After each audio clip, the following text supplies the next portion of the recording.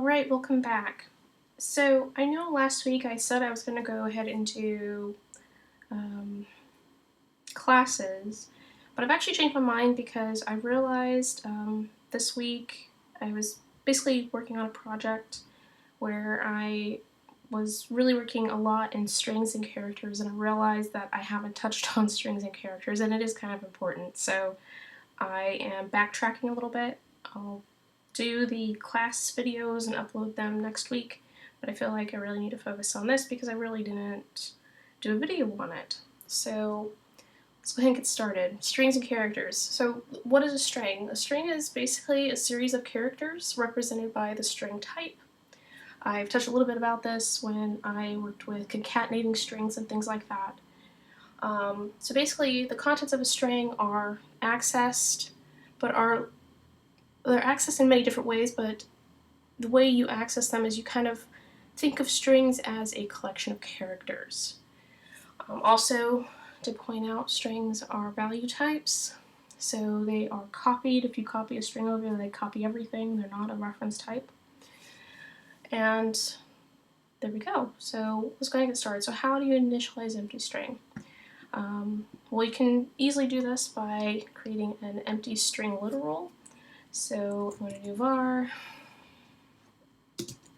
an empty string, and I just do a couple quotations with nothing in it. And if we hold down the Option key and scroll over, we can see that this variable is actually a string.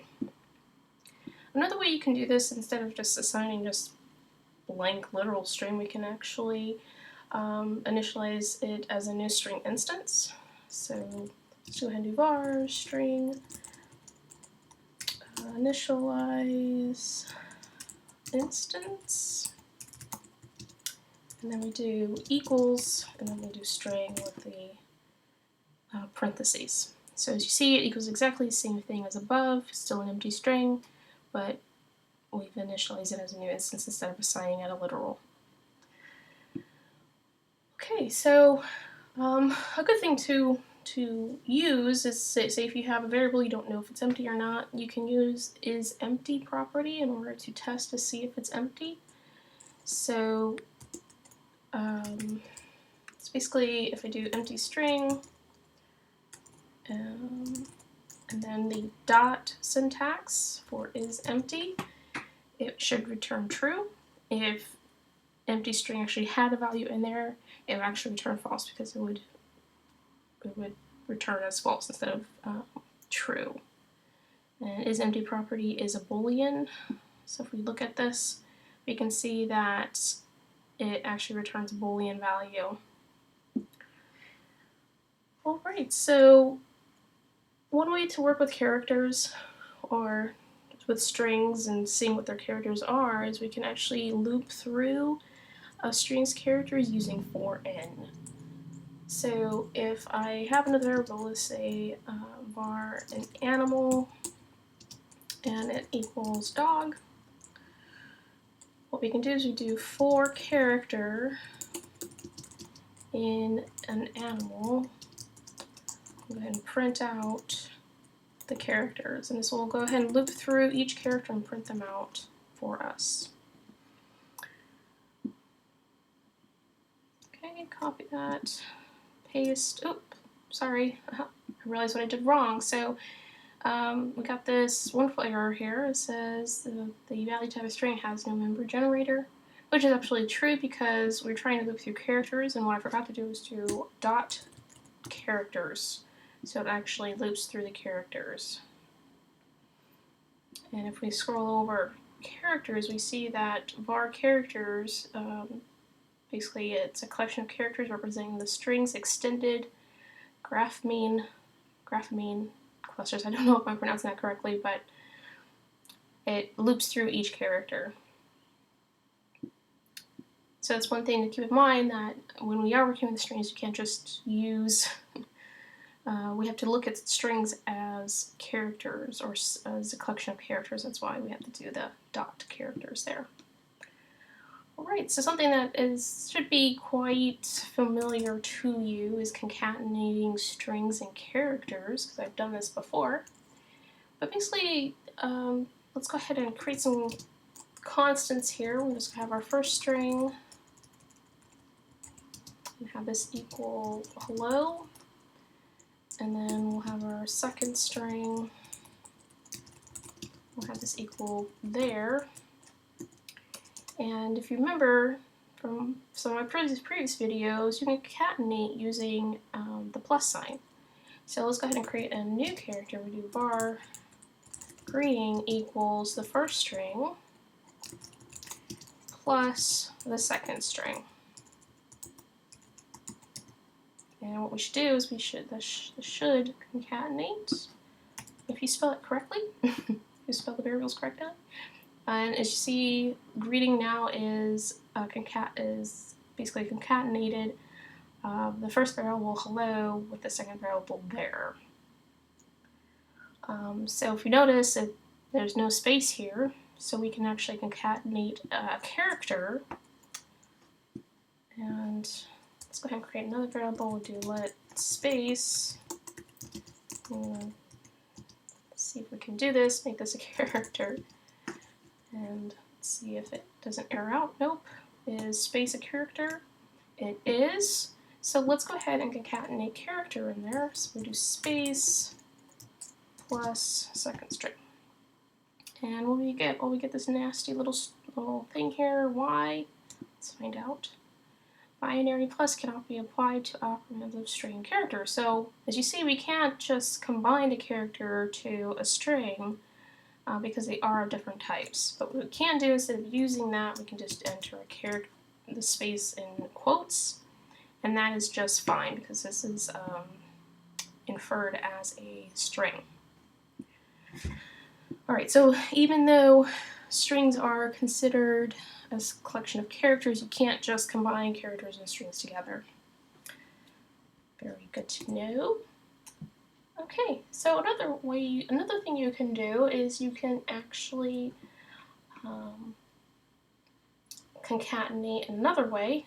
So let's go ahead and do let exclamation point equal that. And let's see what Swift has inferred for exclamation point. It should be string, and it is. If you want to find out more about string, there you go. Did not mean to pop that up. But if you need to know more, if you want to know more, definitely check out the documentation. So what I want to do is I want to actually concatenate this exclamation point to the end of our greeting variable. So one thing we could do is you do greeting plus equals exclamation point. And what you should do is you should tack on an exclamation point at the very end, and it does. Another thing you can do is you can actually use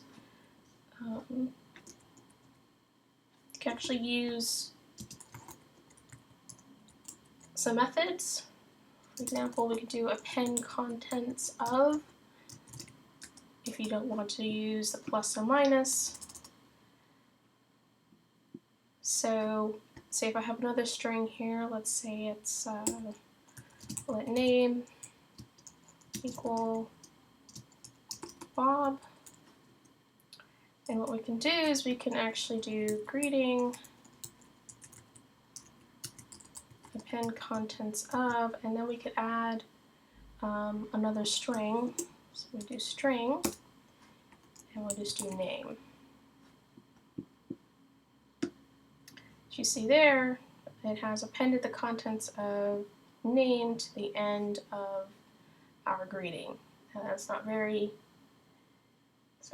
awesome, so we'll fix that in a little bit. But you can see you can definitely use appendContentsOf to attach something to the very end of a string that you want to append to. You can also append a character. So let's change this to a variable because I want to change Bob. So if I do, I take my character, my space character up here, I believe I can attach that to name. So if we do append And now this append method, basically what it does is it appends a character value to the string variable with the string types append method. So what append does, so you noticed up here when I tried to append a space in between, it didn't work. Let's see what happens if I do it again.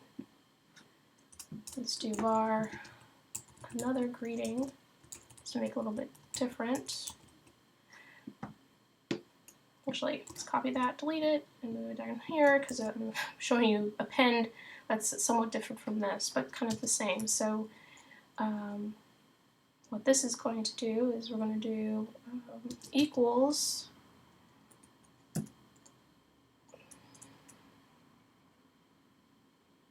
let's do first string, sorry. Yes, so first string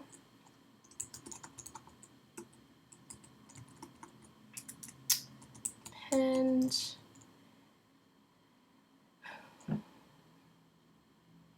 let's see here.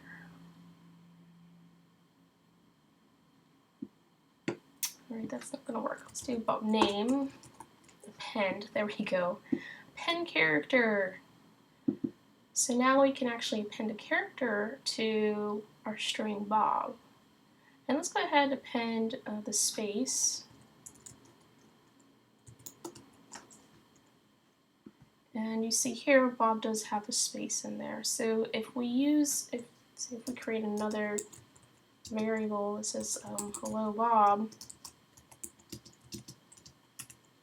and we do the first string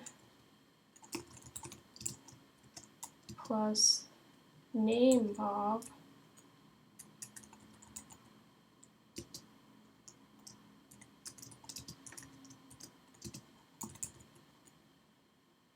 let's just do the exclamation point too.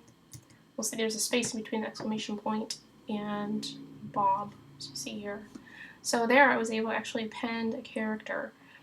So if you do need to append a character, use the append method. Don't just try to insert it like I did up here, because you're getting nasty error code from Swift.